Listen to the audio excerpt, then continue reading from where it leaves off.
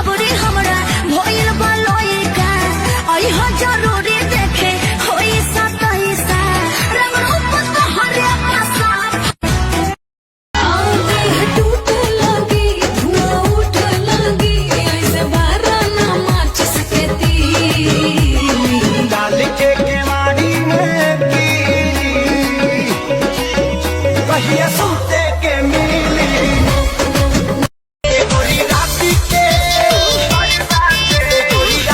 के खेललू हो कहवन खेल अभी ले महके करवा तेरे लागे आंसू जवानी तू कैलू हसे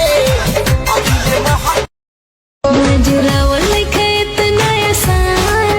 मैं यही से तक जराए जान बिया जी सच को हिले